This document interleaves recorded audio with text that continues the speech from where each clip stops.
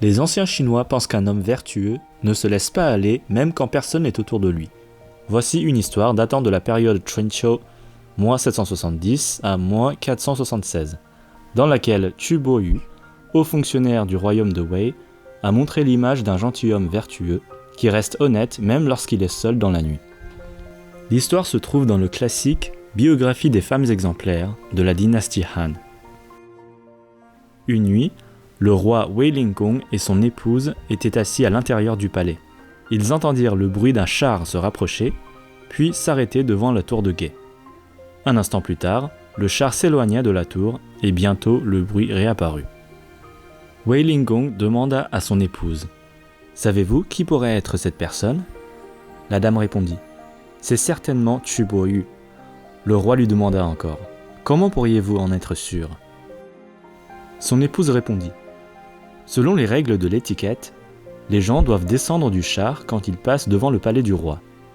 En voyant un cheval du roi, les gens doivent mettre leurs mains sur la barre transversale du char en signe de respect. Des fonctionnaires vraiment fidèles et des fils loyaux n'ont nul besoin de faire connaître leur intégrité morale.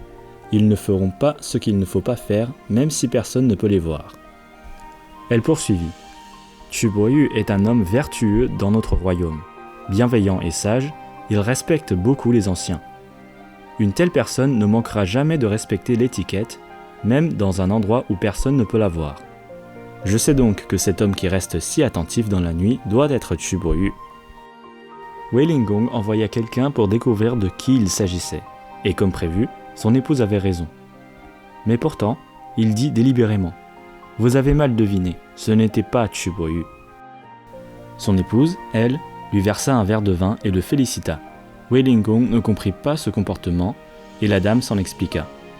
Au départ, je pensais que seul Chu Boyu pourrait être digne d'un grand fonctionnaire dans notre pays. Je ne m'attendais pas à ce qu'il en ait un autre qui puisse se comparer à lui. Donc vous en avez deux maintenant. S'il y a plusieurs ministres pleins de vertus dans notre pays, n'est-ce pas une bénédiction ? C'est pour cela que je vous félicite. » Après avoir entendu cela, Wei Lingong ne put s'empêcher d'applaudir. Il n'oublia pas non plus de dire la vérité à son épouse. « Vous ne vous êtes pas trompé. Cette personne était bien Chu Boyu. » Chu Boyu n'a pas triché dans la nuit, ce qui est plus facile à dire qu'à faire.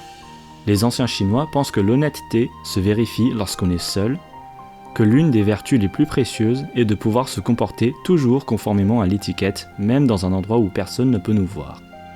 Chu Boyu a eu de bonnes relations avec Confucius, qui a fait ses éloges, le qualifiant de vrai Junzi, un vrai gentilhomme.